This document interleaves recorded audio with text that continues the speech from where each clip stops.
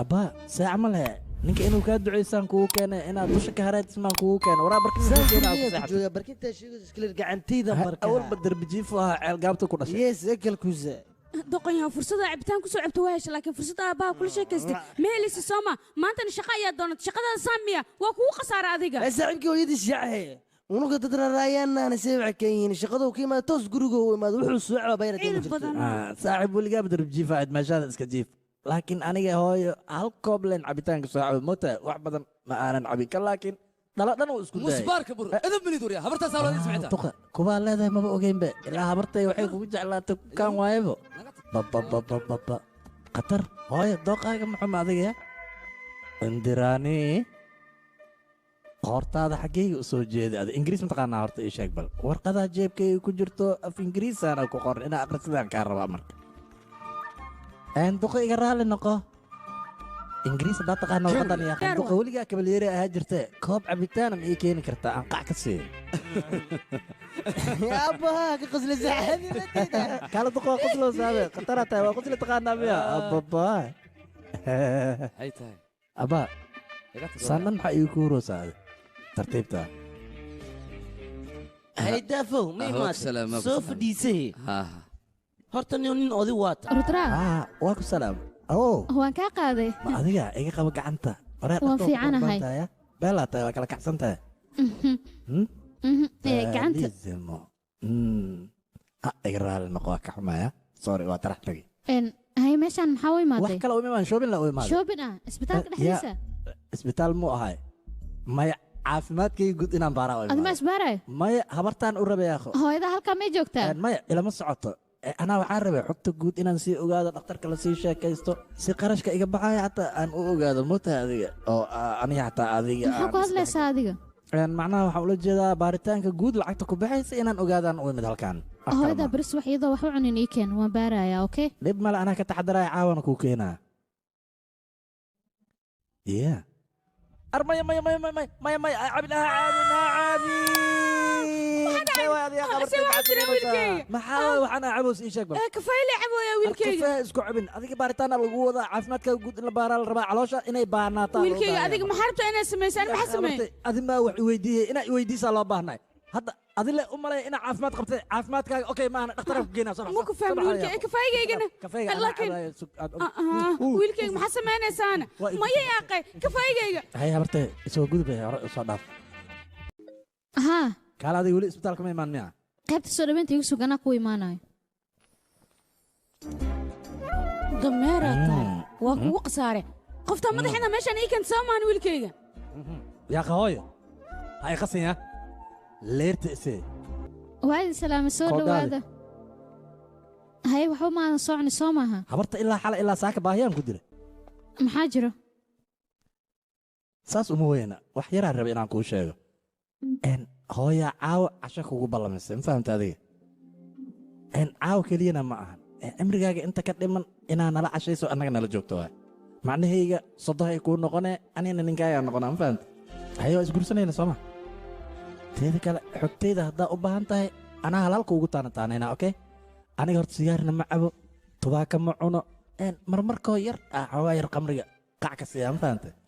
asaga xataa waa iska barxaa haddaadan ka helin cabitaankana waa iska dhaafa adiga dartaa ka gudub waxaasoo dhan teeda kale waxaa igu ballana indhahaaga inaan ilintoo dhan ka ilaaliyo cimrigaaga inta ka dhimanna wax muruga aadan arkin oo mataqaanaa habeenkiina xeebahaas iyo magaalada isaga soo cashaynaynaa iska soo wareegaynaa adiga noloshaadao dhan farxadaa ku dhammaysanaysaa adiga iyo murugna saasaaba isku dayseenba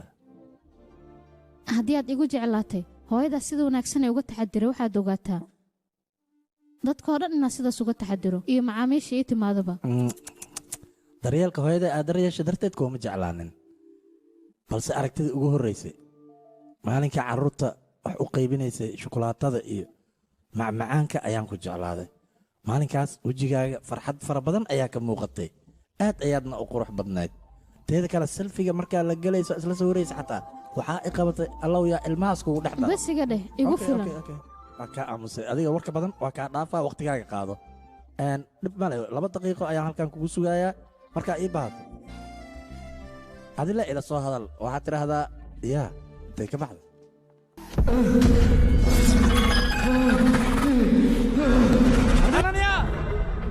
ugu dambaysaa si markuu dila ku kalluumaysatada kan walaalkiisa ayaa ku jiray walaalkay maadaamuu dilay saasi aniga waan qorsheynaya inaan dilo laakiin ninaaba iga hormar raba isagaa dilay ha saas darteed aniga waxaan sameeye ma leh doqoyo iga aamus sidee ugu fikirtay saasi dilkiisa maa walaalka meeshaan wax fiican kama socdaan saasi cid dishana halkan kuma sugan abuu mudane horaa waxaa loo dhay mataqaanaa dibiga dil weeshaa ku quusatee soomaalina beema kuma mahdo wariiqan yuuya waan ka helay kabtan qalin qoraya allah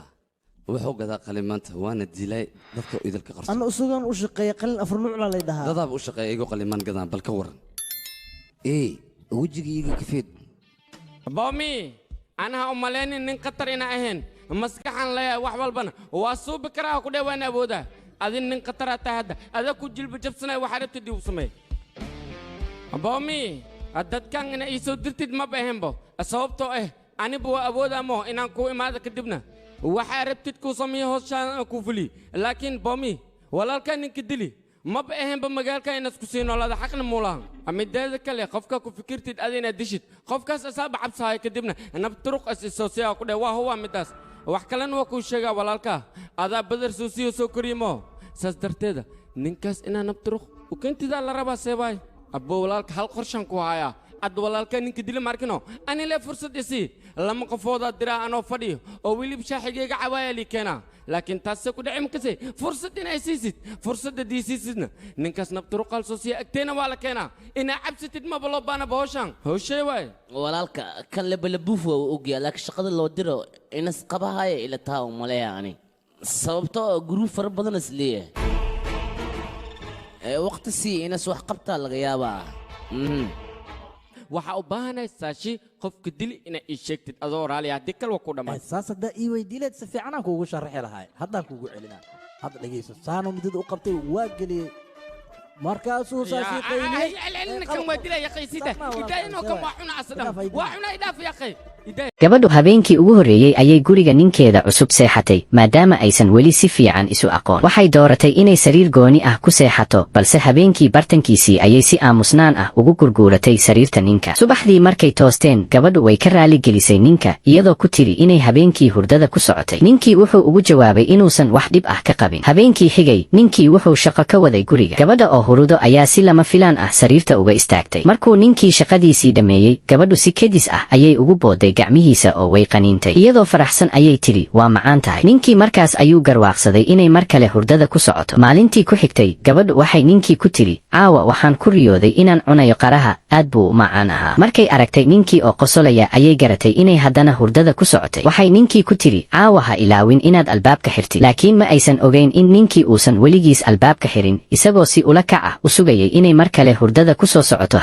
habeenkaas gabadhu seexan weyday waxay iska dhigtay mid hurdo ku socota waxayna si aamusnaan ah ugu gashay qolka ninka markay aragtay inuu hurday si tartiib ah ayay sariirta ugu kortay ninkii markiiba wuu qabtay wuxuuna ku yidhi haddii habeen kasta sidan noqon lahaa aad baan u farxi lahaa markii ninkii seexday gabadhu waxay kor u qaaday dhabarka funaanadiisa markay aragtay nabarka dhabarkiisa waxay garatay in isaga ahaa ninkii hore u badbaadiyey islamarkaana uu jeclaa 10 sano ee lasoo dhaafay aabihii ayaa miiska korkiisa qaaday qaado oo u wareejiyey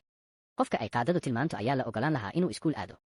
laakiin inkasta oo ay u muuqatay cadaalad go'aanka hore ayaa la gaaray aabbaha eexda lahaa ayaa birlabyada ku duubay cagihiisa markii qaadadu ku dhowdahay inay istaagto si qarsoodi ah ayuu u adeegsaday birlabyadii si ay u tilmaanto wiilkiisa ugu dambayntiina wiilka ayaa loo ogolaaday inuu iskuul aado gabadhuna waxay guriga ku hadhay si ay uga caawiso howlaha iyo inay lacag ku kasbato waxbarashada walaalkeed markay gabadhii baxday kadib aabbihii birlabtii ayuu ka qaaday lugihiisa wuxuuna wiilkiisa ku yidhi weligaa ha niyad jabin walaashaa waxaana la ogaaday in fikradda ah in birlab lugta lagu xidho ay ka timid gabadha lafteeda iyadu si ikhtiyaari ah ayay u siisay fursaddeedii iskuulka walaalkeed nasiib wanaag wiilkii ma niyad jabin 2 sano kadib wuu soo laabtay isagoo wata waraaqda aqbalaadda jaamacadda markii uu guriga yimid si lama filaan ah wuxuu arkay in aabbihii uu waayey hal lug iyo hal gacan wiilkii wuu murugooday wuxuuna ku yidhi aabbihii inuusan doonayn inuu jaamacad tago maadaama aabbihii naafo noqday qoyskuma awoodi karin 5 eber yuan oo ay jaamacaddu ku kacayso markuu maqalay wiilkiisu inuu doonayo inuu joojiyo waxbarashada aabbihii si adag ayuu u dharbaaxay wuxuuna yidhi wax kasta ha noqdeen lacagtaas waan heli doonaa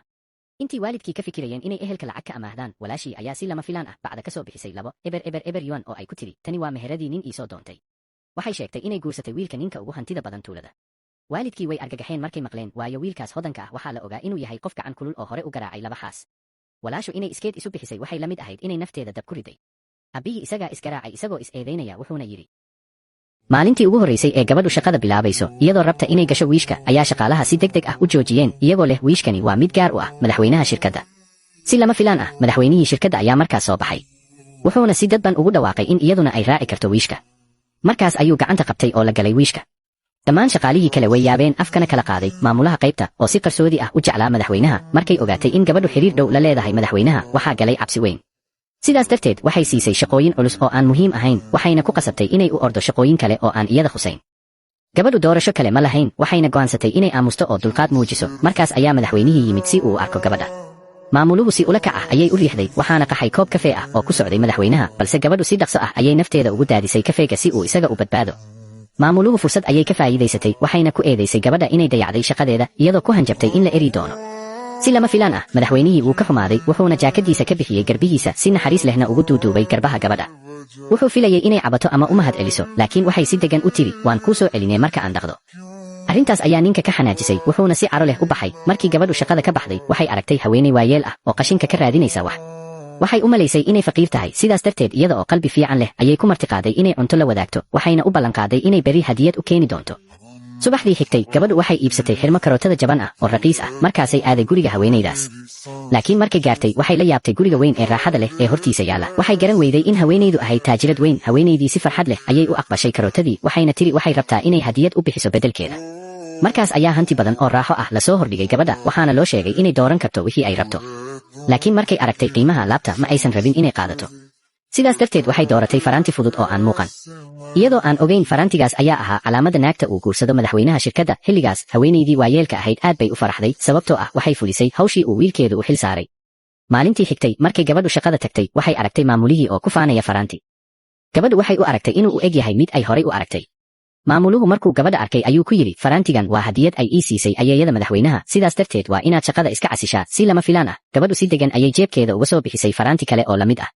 maamulihii ayaa argagaxay wuxuuna u maleeyey in gabadhu been abuuratay faraantigaas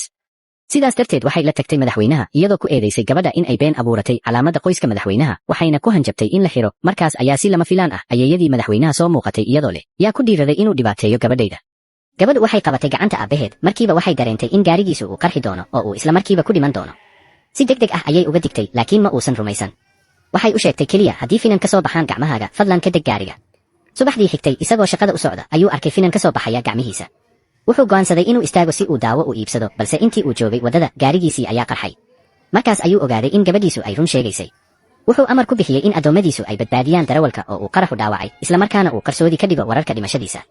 damyaanu-hile walaalkiis weyn ayaa maqalay in uu dhintay wuxuuna isku diyaariyey inuu keligiis dhaxlo hantida oo dhan wuxuu yimid guriga isagoo iska dhigaya mid murugaysan laakiin markii uu arkay ninka weli nool wuu argagaxay abbaha ayaa weydiiyey sababta uu hubay in uu dhintay wuxuu ku jawaabay been wadaad baa ii sheegay laakiin gabadha yar waxay aragtay qiiq madow oo afkiisa ka soo baxaya waxayna markiiba ogaatay inuu been sheegay markaasay duco sixir yar akhriday si uu runta u sheego walaalkiisii ayaa qirtay dhagartiisii abbihiina wuu carooday wuxuuna si xoog ah ugu dharbaaxay wuxuuna ka qaaday dhaxalkii iyo hantidii inkasta oo arrintu sidaas ku dhammaatay haddana ninku weli wuu murugaysnaa sababtoo ah darawalkii uu ku qarxay gaariga wuxuu galay koomo gabadha yar ayaa soo bixisay silsilad ay lahayd iyadoo leh haddii uu xirto wuu bogsan doonaa markaasay wada tageen isbitaalka hooyadii darawalka ayaa ahayd duq aad u daalan ninkii ayaa silsiladii ka qaaday gabadha wuxuuna geliyey gacanta darawalka islamarkiiba iftiin dahab ah ayaa galay jidhkiisa intii ay doonayeen inay baxaan darawalkii wuu soo toosay dhakhtarkii ayaa baaray wuxuuna ku dhawaaqay in darawalku si mucjiso ah u bogsaday markii ay guriga soo noqdeen ninkii ayaa xaaskiisa u sheegay wax walba waxay la yaabeen si weyn iyagoo u arkay gabadha yar inay tahay xidig nasiib leh waxay go'aansadeen inay si fiican u ilaaliyaan waxayna dhunkadeen dhabankeeda si ay ugu muujiyaan jacayl iyo mahadnaq maalintii ugu horraysay ee gabadhu shaqada bilaabayso iyadoo rabta inay gasho wiishka ayaa shaqaalaha si degdeg ah u joojiyeen iyagoo leh wiishkani waa mid gaar u ah madaxweynaha shirkadda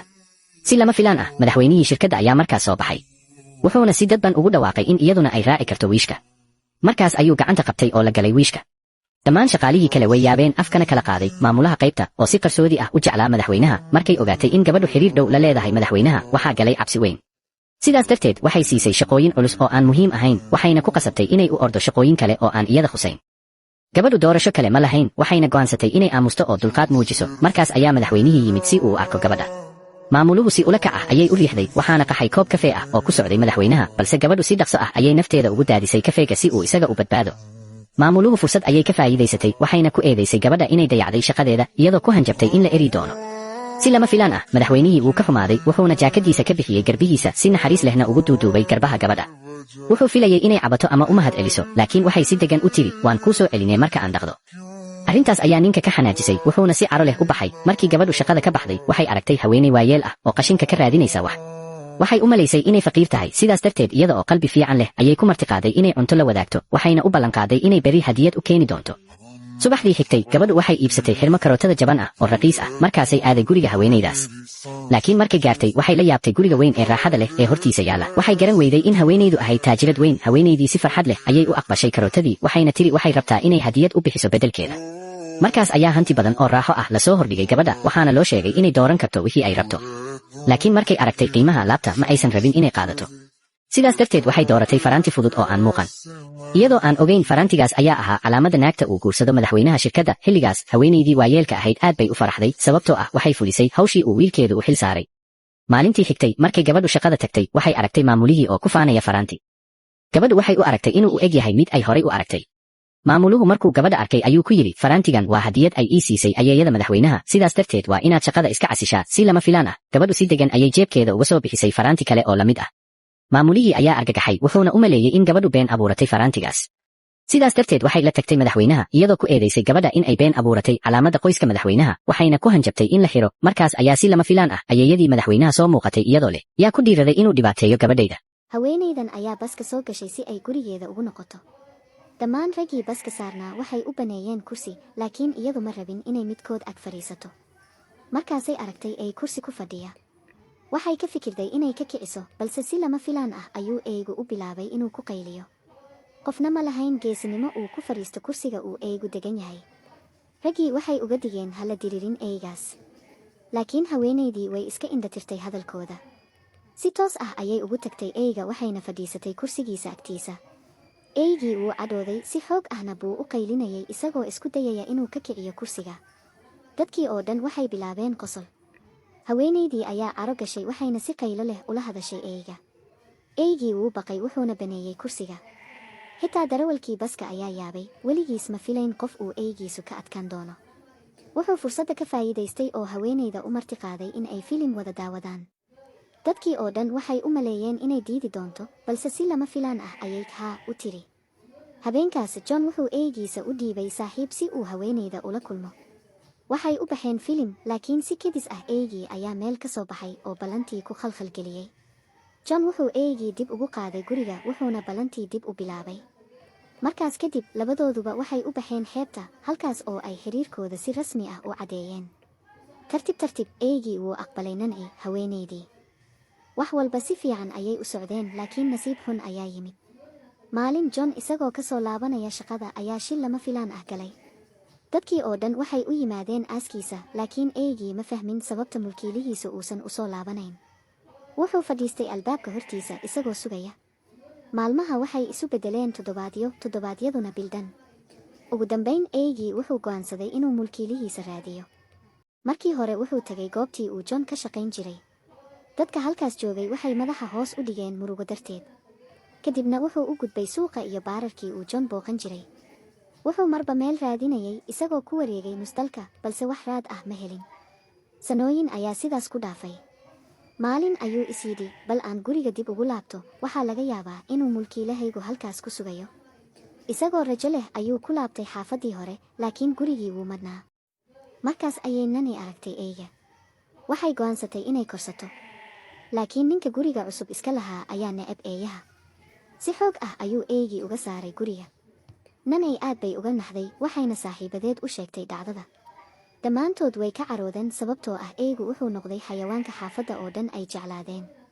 waxay isugu tageen guriga ninka wuxuuna cabsi darteed gaarigiisa ku cararay kadib maalintaas cidna mar dambe kama saarin eeyga guriga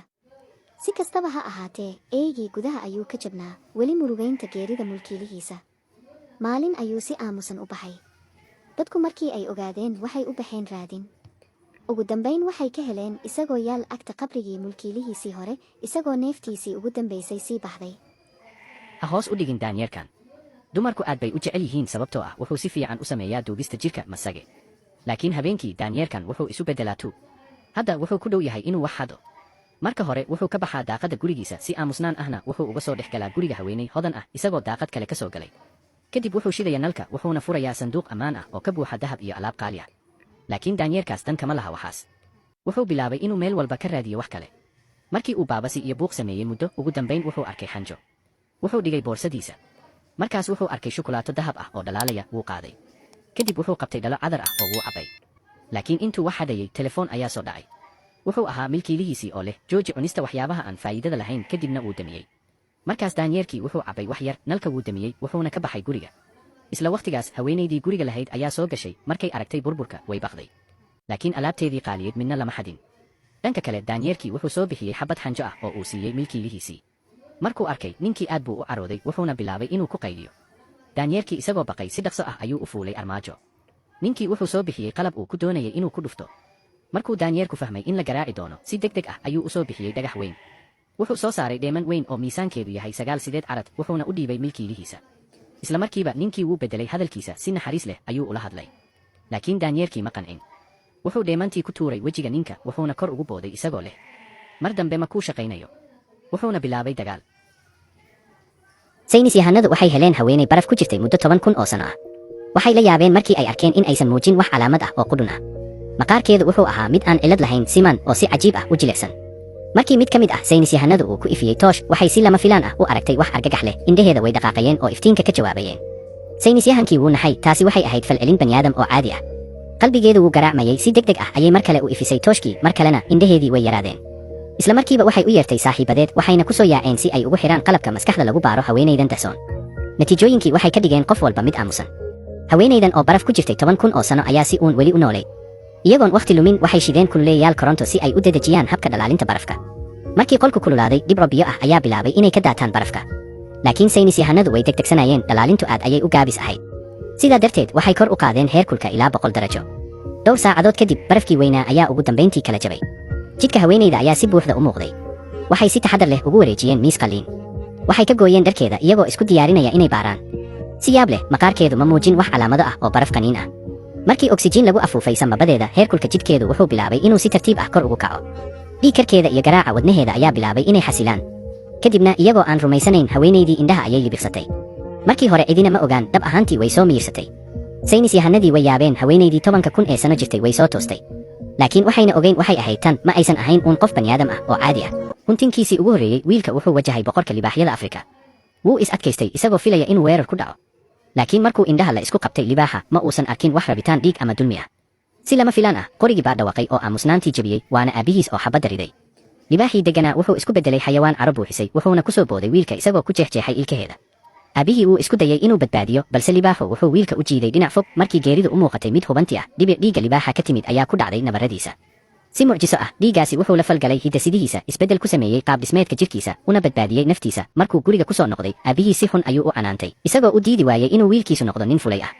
wiilku markuu arkay madaxii libaaxa oo gidaarka ka suran caro xad daaf ah ayaa qaraxday dood kululna waxay dhex martay isaga iyo aabbihiis wiilku wuu carooday wuxuuna dib ugu laabtay lama deegaanka isagoo isku dayaya inuu helo deganaan wax yar kadib dhawaq ciid jiifa oo gariiraya ayaa soo dhowaanayay daruur boor ah ayaa kacday geela duriin ahna digaagiga duurka wiil buffalo ayaa si toos ah ugu soo socda markuu islahaa hadda waad dhimatay ayaa la yaab leh ratiyadii way u kala leexdeen hogaamiyihii xayawaankaasi ayaa ilaaliyey markii ay ka gudbeen ayuu wiilku fahmay wuxuu helay awood aan caadi ahayn wuxuu awood u yeeshay inuu la hadlo xayawaanka duurka jidhkiisuna wuxuu gaaray heer aan baniaadamka caadi ahayn wuu tuuri karaa waran masaafo kilomitaro ah wuu la ordi karaa haramaha jeetas wuxuuna ku boodaa meel sare oo ka baxsan awoodda biniaadamka si kedis ah mar kale qoriga ayaa dhawaqay wiilku wuxuu fuulay geed dheer isagoo isticmaalaya aragga xariifka ah wuxuuna ka arkay ugaadhsato masaafo 2 mayl ah oo dilaya ratiyadii isagoo dareemay qatar ayuu si xawli ah u orday balse wuu soo daahay xayawaankii waa la laayay markuu arkay dhibaatadaas dhiiggiisu wuu kacsaday ugaadhsatadii markay ku hanjabeen qori wuu sii carooday wuxuu qaaday mindi wuxuuna ku qaaday weerar cabsi leh waxay ku noqdeen waxba aan istifaari karin markaasay ahayd goorta uu go'aankiisa qaaday